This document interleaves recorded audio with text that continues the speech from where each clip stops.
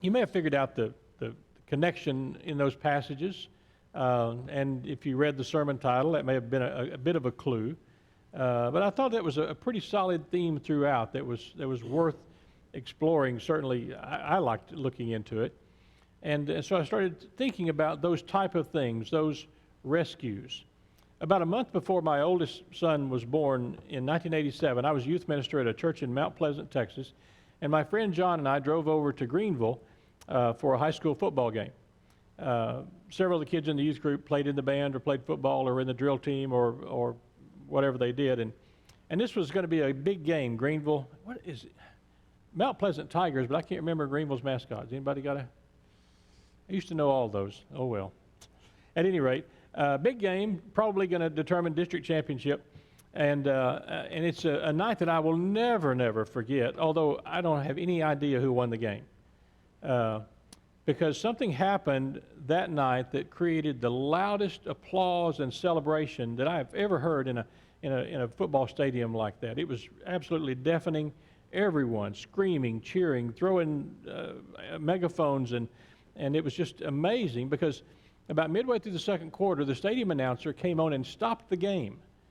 He called down to the field and to the referees, who were a bit bewildered, and literally stopped the game to make an announcement. And both of the teams were standing there looking at each other, and the referees were looking up at the press box, as were the rest of us. And he made the announcement that the little girl, Jessica McClure, out in Midland, had been rescued from that well that she had fallen into a couple of days earlier. It was amazing. I mean, people just exploded. And like I say, the game went on after that, but it was the most amazing celebration of that rescue that I've ever seen. About 47 years earlier than that, in World War II, there were over 300,000 Allied soldiers that were essentially boxed in and trapped on a beach in Dunkirk, France. And some of you may have seen that movie, the Dunkirk movie that was made out of that. It's really, really good. But the military strategist just kind of made an assumption that about 80% of those soldiers would be lost. They were literally surrounded by the enemy with no way. The beaches there at Dunkirk were so shallow that you couldn't get a transport in to pull the soldiers out.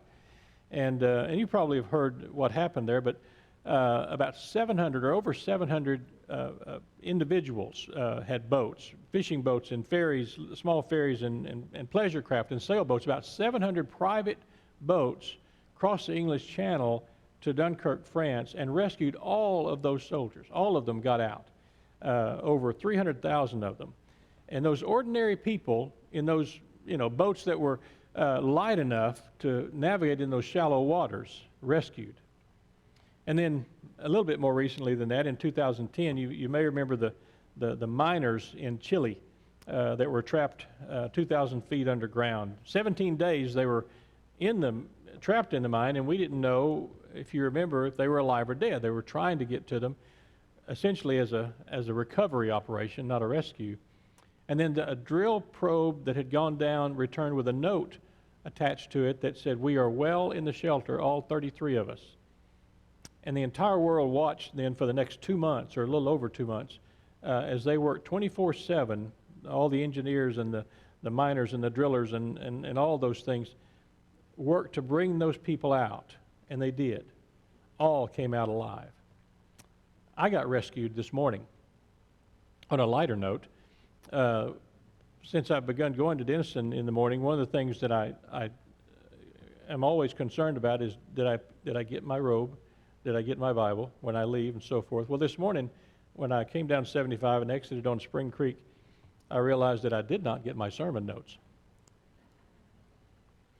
Fortunately, I called Sherry, which, by the way, Sherry's doing a little better but still in some pain, and Sherry was able to print remotely. And so Sherry rescued me this morning. You know what rescue is? Have you ever thought about that? What does rescue really mean? It comes from this old idea that means to shake loose or to snatch away and to pull out of danger.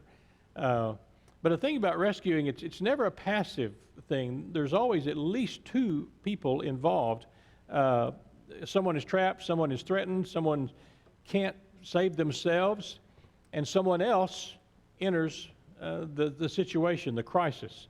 And that's the common thread running through all those texts today. Every passage is filled with people crying, "Help me," or "Hear me," "Save me," "Do not abandon me." And every passage points toward God who rescues. Not always immediately, not always comfortably, and not always the way they expected or we expect, but faithfully. There's Hagar in the wilderness, and if you've read that and you know that story, it's one of the most painful stories in all of Scripture, really. Hagar and Ishmael are sent away. The mother and the child, they're abandoned. They're cast out into the wilderness, with a skin of water, and the water runs out. When the water runs out, the future disappears for this lady and her young son. And Hagar places Ishmael under a bush because she cannot bear to watch what is inevitable. She cannot bear to watch him die. And it is a scene of utter despair, really. But then comes verse 17, and God heard the voice of the boy. And that word heard is one of those that carries with it more than just, picking up a sound. That word heard also not just to hear, but also to pay attention and to respond as a result of hearing. And God doesn't, for all of us, doesn't merely notice suffering. God responds to suffering. And something pretty important to remember here, too, is Hagar believes that they're alone. But heaven has already been listening. And that's really how rescue works in Scripture. People think, God has abandoned me. No one sees, no one hears. But the real story is that God hears even we don't know that God is listening. When God opens Hagar's eyes to a well that had apparently been there all along, reminds us that sometimes rescue is not God creating something new or a way out. Sometimes rescue is God helping us see what we can't see when we're focused on despair or just negativity or just giving up. Then there's the psalmist who says, "Incline your ear, O Lord." Psalm 86 is the prayer of someone that's hanging on by a thread. I'm reminded of that poster of the kitten hanging on a piece of yarn. Do y'all remember that from school? Yeah. And what was the caption? Was it "Hang in there, baby," or something like that? Okay, thank you. Yeah. That's what came to mind. But there's someone hanging on by a thread. And the psalmist here, he says, "I'm poor and needy. Preserve my life. Be gracious to me. Give ear, O Lord." That's not polished religion. That's not liturgy. That is a survival prayer. I just need help. The psalmist understands that there's something important about that, because rescue begins with honesty, with that honest revelation, and then him saying out loud, "I need help." And that honesty, sometimes we have a hard time with. I mean, we often think that faith means that we've got to pretend. We've got to pretend to be strong. We've got to pretend to be fearless. We've got to pretend that we're fine. We're fine. Everybody's fine. It's all's good. Just don't worry about me. I'm good. We know it's not true. In many times in our lives, we know that pretense is wrong. But biblical faith is remarkably honest. The psalmist says, "I need help."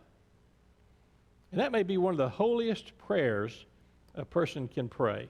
And then after he prays that, he comes this declaration, "You, O Lord, are good and forgiving, abounding in steadfast love." That covenant love, that persistent love, that stubborn mercy, and that love that refuses to let go. The psalmist knows it's there. He believes rescue is possible because he doesn't believe rescue is possible because life is easy. He believes rescue is possible and not because he's perfect or deserving, but because God is faithful. And then Jeremiah. Of course, we all call Jeremiah the weeping prophet. And he was a whiner. I mean, let's be honest about it. He whined about a lot. Pretty much start to finish, he's whining about something. But he's also one of the most emotionally raw voices in Scripture. And he accuses God. "You have enticed me." He feels mocked. He feels rejected. And he's exhausted. And this is not triumphant religion. This is wounded faith. And Jeremiah still says, but the Lord is with me like a dread warrior, like a powerful warrior. Jeremiah is not rescued from hardship. If you read that book, he's not rescued from hardship immediately. He's rescued within it. He's given what he needs within the context of the suffering. And that matters because sometimes we expect rescue to mean no suffering, no grief, no struggle. But in Scripture, rescue means that God refuses to abandon us even inside the suffering. The rescue is God's presence. And God doesn't always remove the wilderness. Sometimes God just walks with us through the wilderness. And then from Psalm 69, that line, "Save me, O God." That's one of that psalm is one of the greatest metaphors of human desperation that you'll ever read. I sink in deep mire. The floods sweep over me. The psalmist feels overwhelmed, like life itself is drowning him. And let's be honest, we all feel that way from time to time, or certainly know people who are experiencing that. We know that feeling of drowning, maybe not with literal water, but with grief, with depression or fear, betrayal or shame or exhaustion or just uncertainty. The deep waters come for everyone eventually, and yet the psalmist keeps praying.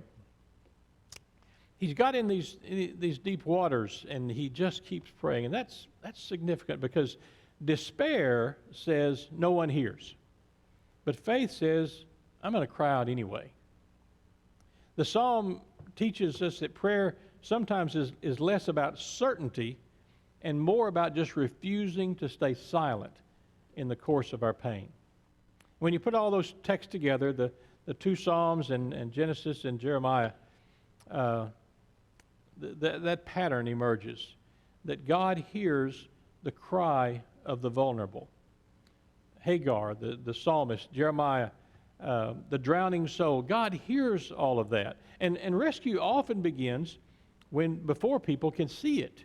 The well for Hagar was already there. The presence of God was already there for the psalmist. The steadfast love of God was already in place, because rescue doesn't always erase hardship immediately.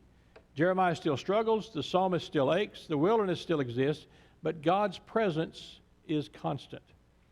God's rescue comes from, a lot of times, through persistence and presence and provision.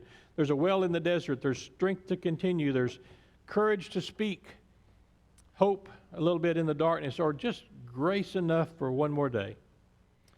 For Christians, every rescue story points toward Christ. In Jesus, God doesn't rescue us from a distance. God enters. God enters the wilderness, the suffering, the rejection, the betrayal, even death itself.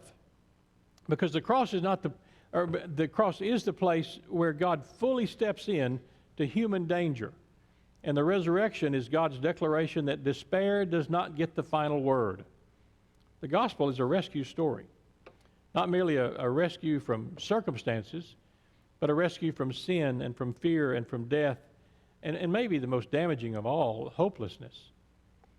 Some people feel like Hagar, abandoned in the wilderness. I think we probably all know somebody who struggles with that kind of feeling. Some, like Jeremiah, worn out and angry. I've been there before. I mean, maybe you have too. And it seems like there's lots of angry folks in our world these days.